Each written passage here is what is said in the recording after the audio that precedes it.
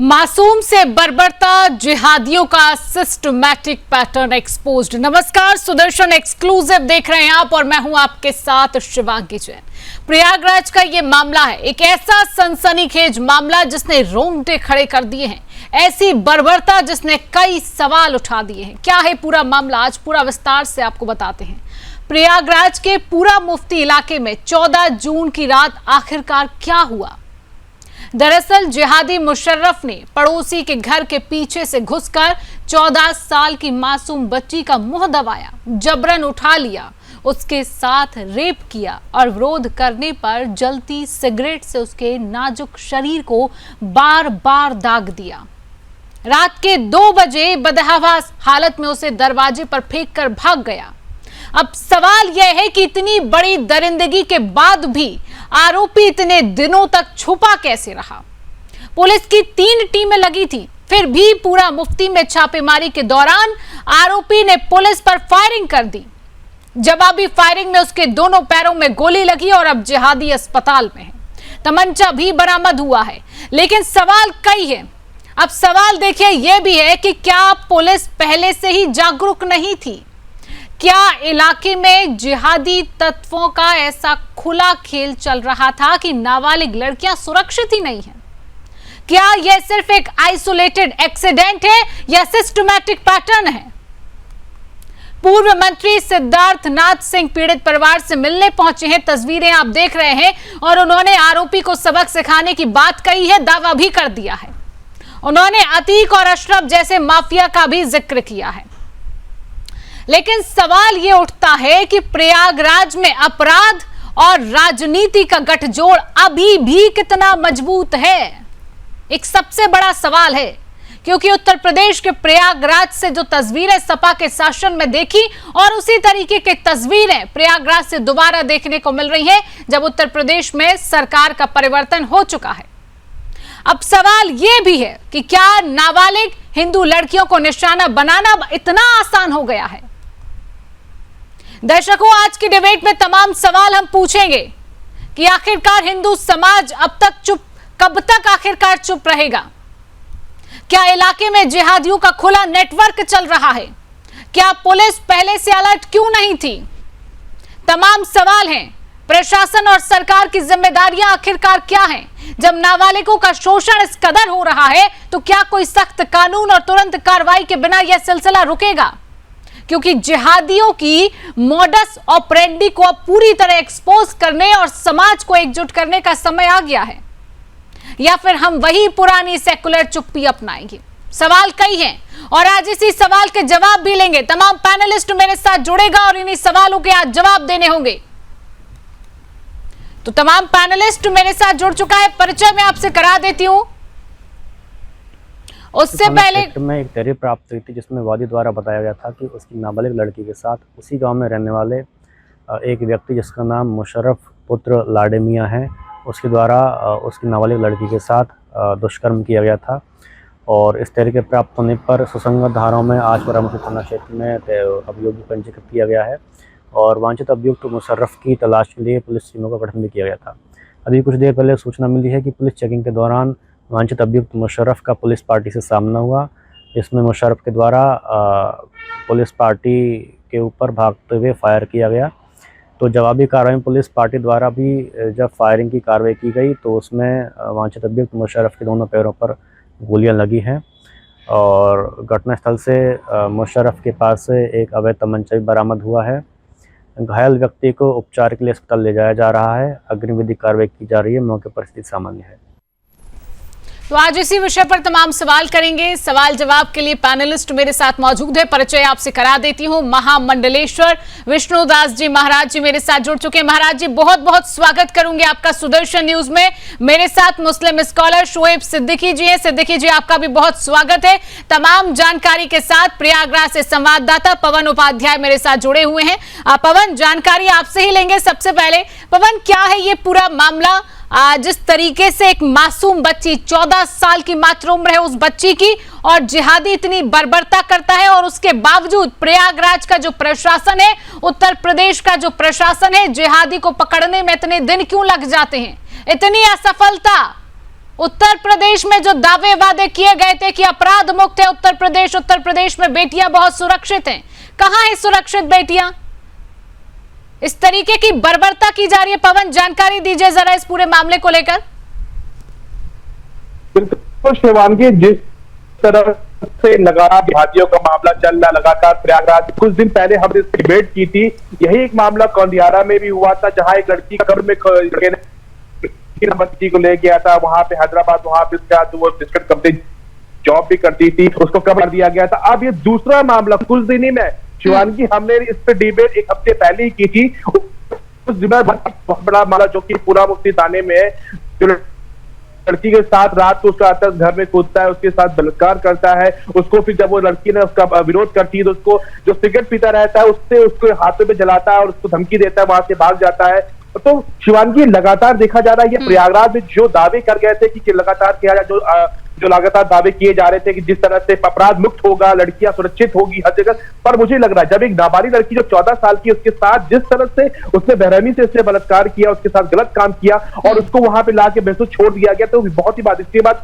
जो विधायक सिद्धार्थनाथ सिंह ने वहां पे पेड़ प्रवास से गए, उन्होंने बताया जिस तरह से अशरफ और अतीक के मामले में देखा गया था, पर मुझे नहीं लगता है कि ये अपराध मुक्त हो चुका है। लगातार आज दूसरी वारदात ये प्रयागराज में हो चुकी है और ये वारदात 7 दिन के अंदर हुई है शिवांगी, तो ये मुझे नहीं लगता है कि अपराध मुक्त हो चुका है। यहाँ पे बेटियां सुरक्षित नहीं है, लगातार उन पे ऐसे कार्रवाई होती है।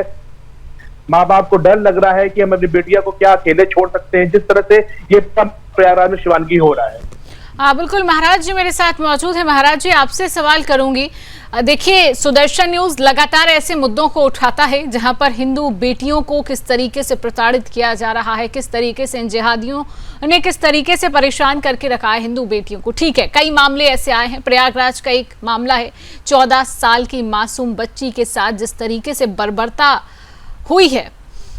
महाराज जी देखिए, अब यहाँ पर शांत रहने का समय नहीं है, हिंदुओं को जागना होगा, आगे आना होगा, आवाज उठाने होंगे, नहीं तो ये शासन ऐसे ही चलेगा, ये जिहादी ऐसे ही हिंदुओं को दबाएंगे और बर्बरता करते रहेंगे और हम ऐसे ही डिबेट करते रह जाएंगे। महाराज जी, कब हिंदू जागेगा? हिंदुओं को जागने की जरूरत है।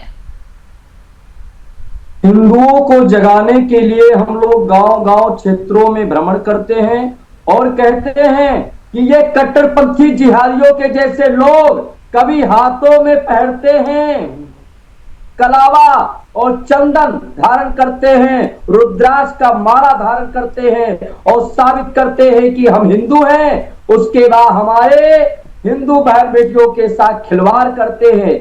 मैं सभी हिंदू बहनों से कहना है कि अपने माता पिता के आज्ञा के अनुसार विवाह चाहिए करना। ऐसे कट्टरपंथी जिहादियों से सावधान होना चाहिए और हमारे हिंदुओं के अंदर बहुत बड़ी कमी है, जो हिंदुओं में एकता नहीं है और ऐसे कट्टरपंथी जिहादियों से संपर्क करते हैं, उनसे दोस्ती करते हैं, घरों में बुला करके भोजन खिलाते हैं, पानी देते हैं, अपने बरामदा में, अपने घरों में बुलाते हैं। इस तरह गांव समाज में, शहरों में इस तरह घटना हो रहा है। जब हिंदुस्तान में हमारी हिंदू बहन बेटियां सुरक्षित नहीं होंगी तो कहां पे सुरक्षित होंगी? बहुत बड़ा सवाल है। समाजवादी पार्टी के राष्ट्रीय अध्यक्ष अखिलेश यादव की सत्ता थी तब तो खुले आम होता था, मगर हमको लोगों को उत्तर प्रदेश के मुखिया योगी आदित्यनाथ जी पर भरोसा है। ऐसे लोगों का बीच इनकाउंटर होगा, देख लीजिएगा।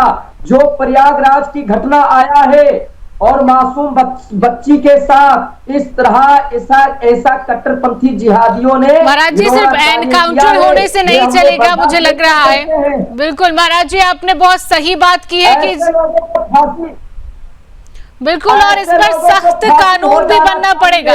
सख्त कानून बनाने की जरूरत है। शोएब जी मेरे साथ बने हुए हैं। शोएब जी, एक निष्पक्ष जवाब की बहुत उम्मीद मुझे आपसे है। 14 साल की मासूम बच्ची, पहले मुंह दबाया जाता है, ले जाकर उसके साथ रेप किया जाता है और सिगरेट को जलाकर उसके शरीर पर वो दाग दिए जाते हैं। 14 साल की बेटी है, सिर्फ उसके साथ इतनी बर्बरता इन जिहादियों ने इसलिए की क्योंकि वो किसी हिंदू की बेटी है, उसके नाम के आगे सनातन धर्म जुड़ा है, हिंदू धर्म जुड़ा है, सिर्फ इसलिए। अगर वो आपके समाज की बेटी होती तो मुझे नहीं लगता ये जिहादी इस तरीके की बर्बरता करते। इतनी नफरत क्यों है, क्यों इतनी नफरत है? क्या वो इंसान नहीं है? किसी के घर की बेटी है, 14 साल की बेटी के साथ इतनी बर्बरता। शोएब जी देखिए शिवांगी जी, बहुत बड़ा हादसा है। जाहिर सी बात नाबालिग बेटी थी, किसी की बहन थी, किसी की बेटी थी। देखिए होता क्या है, इस मुल्क में ख्वातीनों को बड़ी इज्जत और बड़े एहतराम से देखा जाता है, हर मजहब में देखा जाता है। लेकिन यहाँ जो मामला आया, जाहिर सी बात बहुत पेचीदा है। इसमें कहीं ना कहीं हमारे आपकी सबकी गलतियां भी हैं, और यहाँ हमारे आलिमों को हो, जैसे धर्मगुरु आए हैं, आलिमों को भी मंदरआम पर आके इस बात को रखनी चाहिए। लेकिन शिवांगी जी, अफसोस ये होता है कि इस तरह के जो कृत्य लोग करते हैं, इनका कोई धर्म नहीं होता है। ये मैंने हमेशा आपसे कही और आप भी इस बात को मानती हैं।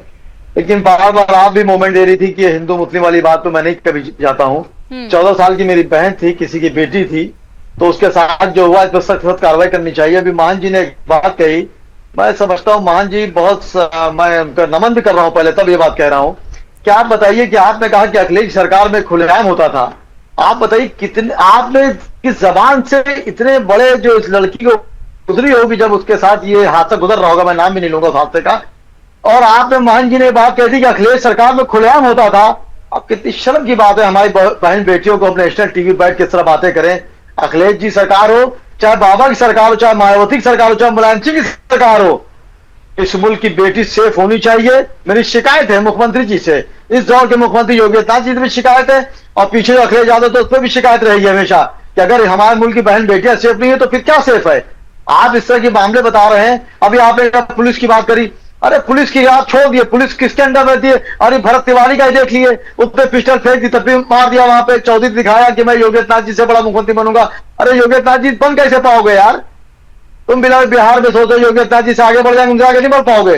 वो कड़वे आदमी जो कहते हैं साफ करते हो, वो इस तरह कितने करते हैं। देखिए यहाँ पे बात ये आ रही है, मैं ये कह रहा हूँ 14 साल की बेटी जो थी, किसी की बहन थी, वो कोई समुदाय का हो, मैंने कभी हिंदू मुस्लिम बैठ के डिबेट नहीं करी, वो किसी समुदाय के लड़के ने गलत किया है, उस पर कार्रवाई होनी चाहिए। और मैं हमेशा एक बात कहता हूँ शिवांगी जी कि इनको पकड़ने के बाद फौरन काउंटर ना करिए, पहले इनके ऊपर अत्याचार 3rd डिग्री का इस्तेमाल करिए कि इनको शय कितने दी, हो सकता है कि इनके पीछे किन्हीं किन्हीं के हाथ हो। अक्सर शिवांगी देखिए, झांगुर बाबा जब पकड़े गए, जब उनकी जांच हुई तो कई ऐसे नाम निकल के सामने आए जो पोशीदा उनकी सपोर्ट कर रहे थे। बिल्कुल शोएब जी, उसकी जांच तो की जाएगी, उसकी जांच तो की जाएगी, लेकिन आप जो कह रहे हैं हिंदू मुस्लिम ना करिए, बिल्कुल यहाँ पर करना पड़ेगा। क्योंकि अगर मैंने फिर वही बात की जो पहले आपसे कही थी, अगर ये बेटी मुस्लिम होती तो ये कृत्य आज नहीं होता और आज मैं आपके सामने इस विषय को लेकर नहीं आई होती। जिहादी ही इस तरीके की हरकत कर रहे हैं, और हरकत किसके साथ की जा रही है? हिंदुओं के साथ। तो यहाँ पर हिंदू मुस्लिम तो होगा ना, हिंदू मुस्लिम होगा। देखिए शिवांगी जी, हम जब से देख रहे हैं तो 10-15 साल से हिंदू मुस्लिम का मामला ज्यादा हो रहा है। मैं समझता हूँ इससे मुल्क खोखला हो जाता है। मैंने एक बात कही, वो बेटी है, किसी की बहन है, कोई समुदाय का भी हो, उसने गलत किया, उसको देखिए सजा कानूनी ना मिले, वो तो प्रक्रिया लंबी चलेगी। और हमारे यहाँ पे बीच से कोई आदमी निकलेगा जो उसकी पैरवी करके बाहर निकाल लेगा। आप भी जानती है कि हिसाब से काम होता है। कुछ मामले में हमारी योगी आदित्यनाथ जी सही है और स्पॉट रिजल्ट देते हैं, बिल्कुल सही करते हैं। कुछ मामलों में देखिए मुकम्मल से खुदा है, मुकम्मल हम आपने मुकम्मल से खुदा है। यहाँ पर यह है कि देखिए यहाँ पे इनके हिंदू मुस्लिम में ना दिया ये जाए कि नाबालिग लड़की थी, 14 साल की थी, उसको बहलाया पुतलाया, उसने जो बहलाया पुतलाया उसके पीछे किसका हाथ था? जिनका हाथ है उनको पहले सजा दी जाए, उसके बाद लड़की के साथ उसको घर में फेंक आया। ये देखिए बहुत संगीन मामला है, मैं बार बार कह रहा हूँ ये हल्का मामला नहीं है, इसको हिंदू मुस्लिम तुल दिए ना, जिसने भी क्या उसका सजा दिया जाए। संगीन मामला है, इसीलिए आज इस विषय पर आपसे सवाल कर रही हूँ और प्रशासन से भी इस विषय पर सवाल कर रही हूँ, ऐसी बात नहीं है। लेकिन यहाँ पर आप जो संदेश दे रहे हैं, वो अपनी कौम को, अपने समुदाय को बचाने की कोशिश आप कर रहे हैं कि हिंदू जिहादी है और मैं उनको जिहादी ही बोलूंगी। वो जिहादी है जिनकी नजरों में किसी बहन बेटियों के लिए इज्जत नहीं है, जिनके इस्लाम में यही सिखाया जा रहा हो, तो फिर ये तो गलत बात है। फिर देखिए ऐसा पहला मामला नहीं है शोएब जी, ऐसा पहला मामला नहीं है कि आप मेरे साथ जुड़े हैं और मैं इस विषय पर बातचीत कर रही हूँ। इससे पहले कितने मामले आ चुके हैं, आप लोगों के समुदाय ने कितने मामलों को रोक लिया, फतवा आपने जारी कर दिया और किन्हीं मामलों को आपने रोक दिया। इस्लाम क्या सिखाता है, इस्लाम क्या सिखाता है, यही तो आपने पॉइंट दूसरा रुक दिया। कोई मदद किसी को बुरा नहीं सिखाता है, क्या गीता जब सिखाता, बाइबल सिखाती, कुरान सिखाता, कोई नहीं गलत सिखाता है। ये सोबत जो होती है वो गलत होती है। सोबत मैंने कहा जो बच्चे जहां उठते महाराज जी कुछ कह रहे हैं, ठीक है महाराज जी, मैं ये कह रहा हूँ कि सजा दिया मैं आपके साथ, लेकिन समुदाय को टारगेट करना किया जाए हिंदू मुस्लिम करके। महाराज जी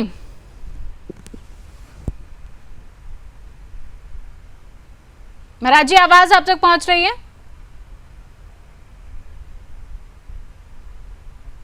चलिए ठीक है, महाराज जी तक शायद आवाज मेरी नहीं पहुंच रही है।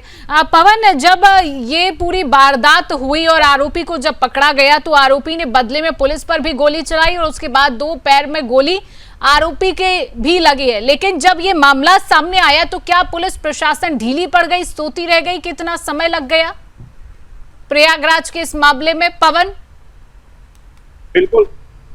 बिल्कुल शिवानी, बताना चाहता हूँ जिस तरह से ये मामला पहली बार जो सिद्धार्थ सिंह थे उनकी एक वीडियो वायरल हुई थी। वीडियो वायरल होने के बाद जो पुलिस महकमा था वो बिल्कुल हलचल में आया था और उसको लगातार जो वहां पे टीम गठित करी गई थी, 5 लोगों की टीम गठित करी गई थी, वो लगातार मॉनिटरिंग कर रही थी।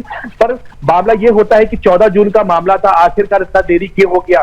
शिवानी, मैं फिर से रिपीट करना चाहता हूँ कि 1 हफ्ते पहले ये एक वारदात जो प्रयागराज में हुआ था, अभी तक उसका भी लड़की का पोस्टमार्टम हो चुका था, उसको भी कब्र से निकाल दिया गया था। ये लड़की रैप्टी रीवा की थी और दूसरा ही मामला ये प्रयागराज में फिर हो चुका है। बार बार जो हमारे पहले से बैठे हुए उन्होंने लगातार कहा, पर मैं ये कहना चाहता हूँ लगातार ऐसा ये मामला हिंदू लड़कियों के साथ क्यों हो रहा है? आखिर जिहादी इससे लगातार क्यों कर रहे हैं? क्यों ये मुस्लिम आखिरकार ऐसे टारगेट क्यों हिंदू लड़कियों के साथ ही हो रहा लगातार? मैं देखा जा रहा हूँ प्रयागराज में ये दूसरी वारदात थी और ये 1 हफ्ते के तो लगातार यहाँ जो है प्रशासन के ऊपर उंगली उठती है। क्या वो किस तरह से मॉनिटरिंग कर रहे हैं, किस तरह वो लगातार इससे दवाई क्यों नहीं कर रहे हैं? वो बड़े दावे करते हैं कि हम पूरा मुक्त कर रहे हैं, अपराध मुक्त कर रहे हैं, लड़कियां सुरक्षित है, नारी शक्ति की हम बात कर रहे हैं लगातार। पर कहाँ है नारी शक्ति, कहाँ है लड़कियां अपराधी? क्योंकि आज इस समय में लगता है मुझे कि जो पेरेंट्स है बच्चों को स्कूल भेजते हैं वो भी डर के लगेंगे कि कैब में कोई ऐसा हरकत ना हो जाए, बसों में ऐसा हरकत ना हो जाए, लड़कियां जो बाहर जॉब करके आ रही उनकी हरकत ले जाए। तो ये बड़ा मुद्दा है, उस पर ठोस कदम उठानी चाहिए थी, क्योंकि बार बार हमेशा नारी शक्ति और लड़कियों की पढ़ाई के लिए बात होती है, लड़कियों के लिए एक अप्रिशिएशन की बात होती है, पर लगातार इस पे धरातल पे देखा जाए कोई कार्य नहीं हो रहा है। प्रशासन इस पे कोई ध्यान नहीं दे रहा है, सरकार इस पे क्या ध्यान दे रही है? तो ये मुद्दा है, क्योंकि लगातार प्रयागराज में दूसरी वारदात होती है शिवानगी, इस पे बहुत ही बड़ा मामला है और ये लगातार देखा जा रहा है इस पे, और इस पे चुप्पी नहीं रह सकती है, इस पे जवाब चाहिए, क्योंकि आखिर में ऐसे वारदात क्यों जा रहे हैं? और ऐसे जिहादियों को मैं तो कहता हूँ शिवानगी, ना उनके साथ कुछ किया जाए, उनको बीच चौराहे पे फांसी तल लटका देना चाहिए, जैसे अन्य देशों में होता है, तो और स्पॉट इनके साथ ये कार्यक्रम करना चाहिए, उनको पर ऐसा केस नहीं, आगे नहीं। तो शिवानगी देखा जा रहा है इस पर ये बड़ा मुद्दा है, क्योंकि ये दूसरी वारदात प्रयागराज में हो चुकी है शिवानगी। बिल्कुल, महाराज जी के पास चलेंगे। महाराज जी आवाज आप तक क्या मेरी पहुंच रही है अभी?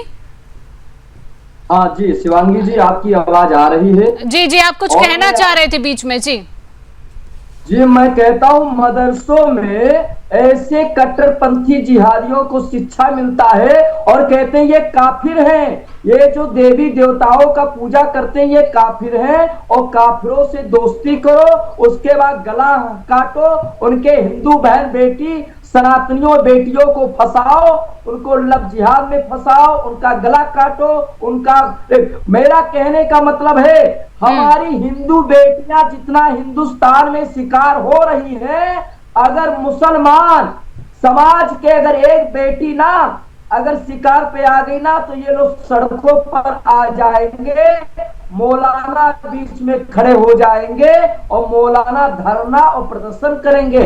आज मौलाना महमूद मदनी नहीं आ रहे हैं, मौलाना बरेलवी नहीं आ रहे हैं, और ओवैसी जो बार बार चिल्लाता है ओवैसी नहीं आते हैं।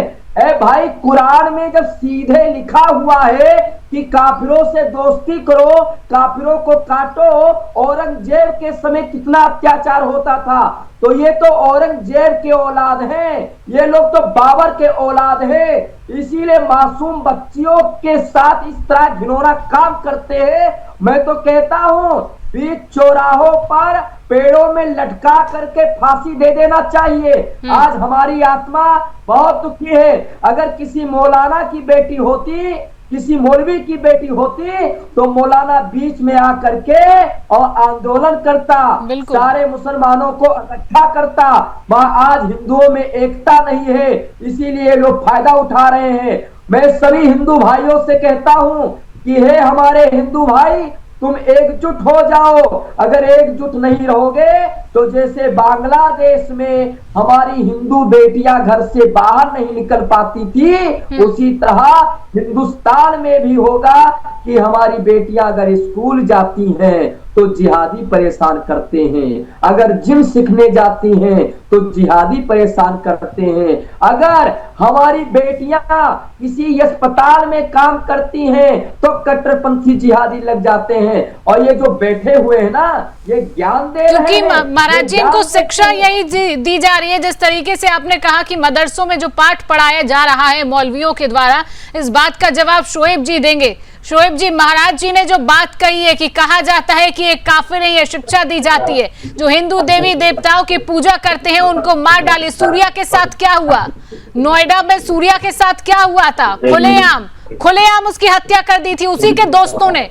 पहले आप दोस्त बनाएंगे और फिर चाकू मार की हत्या कर देंगे। क्या ये शिक्षा दी जा रही है मदरसों में कि हिंदू होगा तो मार देना, देवी देवताओं की पूजा करेगा तो मार देना? शोएब जी देखिए शिवांगी जी, मैं गुजारिश करूंगा आपसे कि जब दूसरा कोई बोलता तो आप नहीं टोकती, हमें भी ना टोकिएगा तो बात मुकम्मल हो जाएगी। बिल्कुल बिल्कुल, क्योंकि आप मैं बात जब पूरी बोलूंगा करिए। तो आप भी छुटोगे। देखिए आपने जो वाली बात कही कि वो हादसा नहीं देखा, मैंने उस पर भी डिबेट करी, उस पर भी मैंने मुखालफत करी। अभी जैसे धर्मगुरु हमारे बोल रहे हैं उस पर आपने भी लब्बैक उनकी बात पे कहा कि कुरान यही सिखाता है कि काफिरों को ये करो। मैंने पहली बात कभी आप लोग काफिर कहा नहीं, या आपने हिसाब से डिबेट पे ले आते उसकी अलग बात है। आप बताइए क्या मेरे इस्लाम में लिखा है कि काफिरों को मारो पीटो? कहीं कुछ नहीं लिखा है। आप लोग तो जबरदस्ती के लिए बात आयत निकाल ले, तो कोई पूरी कुरान में कहीं नहीं लिखा कि जो अजियत पहुंचाना। हमारे कुरान में मोहब्बत है और मैं समझता हूँ गीता और बाइबिल कोई सब में अच्छी देखिए भाई बात सुन लीजिए। देखिए सुनना हो तो सुनिए, अपनी बात शोएब जी, आपकी बात का जवाब मिल रहा है, आपकी बात का जवाब है, आपकी बात का जवाब है। अगर आप कह रहे हैं कि कुरान में नहीं लिखा है तो उस बात का जवाब है, तो एक बार सुनिए। अपनी